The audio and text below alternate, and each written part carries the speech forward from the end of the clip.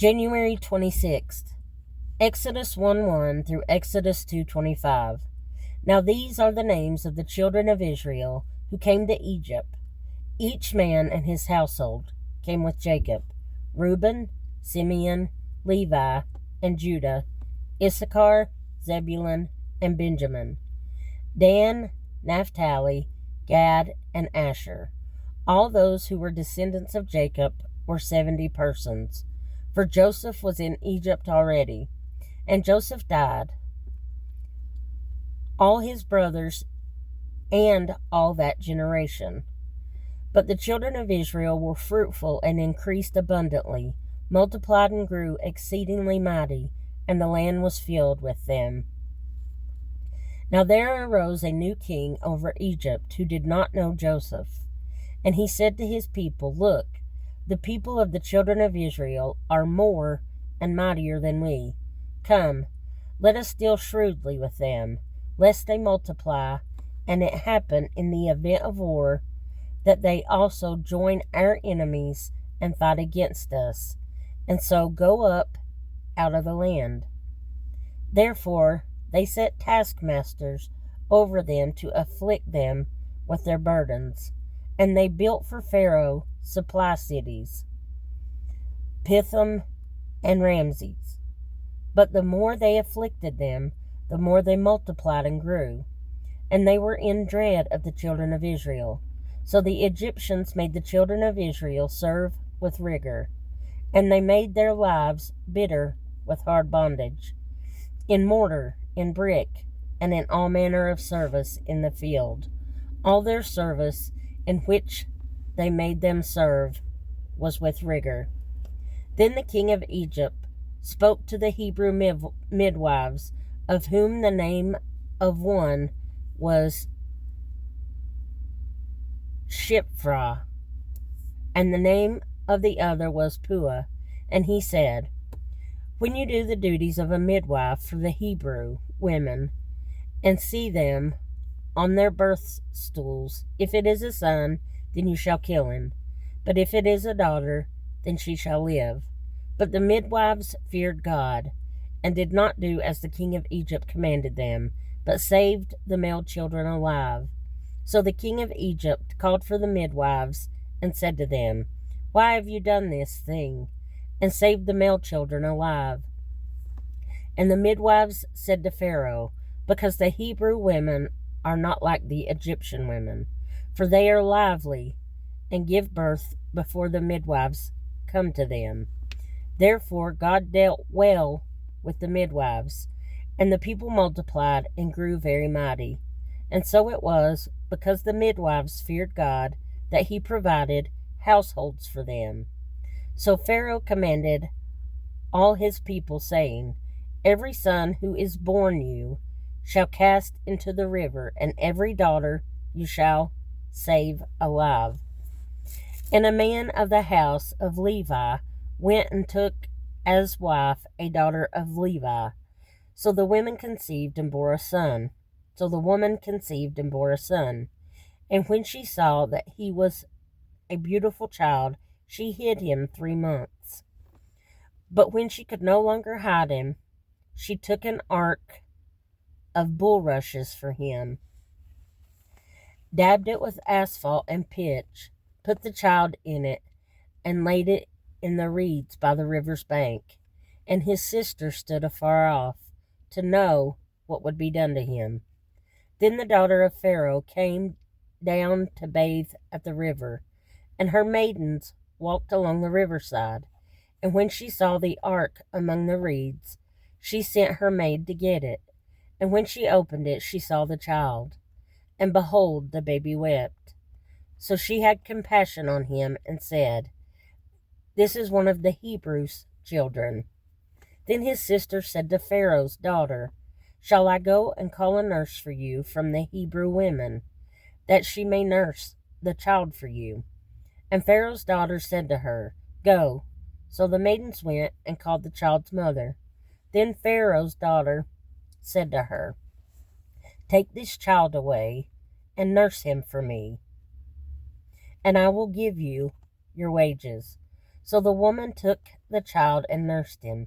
And the child grew, and she brought him to Pharaoh's daughter, and he became her son. So she called his name Moses, saying, Because I drew him out of the water. Now it came to pass in those days, when Moses was grown, that he went out to his brethren and looked at their burdens. And he saw an Egyptian beating a Hebrew, one of his brethren. So he looked this way and that way. And when he saw no one, he killed the Egyptian and hid him in the sand. And when he went out on the second day, behold, 2 Hebrew men were fighting. And he said to the one who did the wrong, Why are you striking your companion? Then he said, Who made you a prince and a judge over us? Do you intend to kill me as you killed the Egyptian? So Moses feared and said, Surely this thing is known. When Pharaoh heard of this matter, he sought to kill Moses. But Moses fled from the face of Pharaoh and dwelt in the land of Midian, and he sat down by a well. Now the priests of Midian had 7 daughters, and they came and drew water, and they filled the troughs to water their father's flock. Then the shepherds came and drove them away, but Moses stood up and helped them and watered their flock. When they came to Reuel, their father, he said, How is it that you have come so soon today? And they said, An Egyptian delivered us from the hand of the shepherds, and he also drew enough water for us and watered the flock. So he said to his daughters, And where is he? Why is it that you have left the man? Call him, that he may eat bread. Then Moses was content to live with the man, and he gave Zipporah his daughter to Moses, and she bore him a son. He called his name Gershom, for he said, I have been a stranger in a foreign land. Now it happened in the process of time that the king of Egypt died. Then the children of Israel groaned because of bondage, and they cried out, and their cry came up to God because of the bondage. So God heard their groaning, and God remembered his covenant with Abraham, with Isaac, and with Jacob. And God looked upon the children of Israel, and God acknowledged them. Psalm 15, 1 through 5. Lord, who may abide in your tabernacle? Who may dwell in your holy hill? He who walks uprightly and works righteousness and speaks the truth in his heart. He who does not backbite with his tongue, nor does evil to his neighbor, nor does he take up a reproach against his friend, in whose eyes a vile person is despised. But he honors those who fear the Lord. He who swears to his own hurt and does not change. He who does not put out his money at usury, nor does he take a bribe against the innocent. He who does these things shall never be moved. Proverbs 4:25 through 27.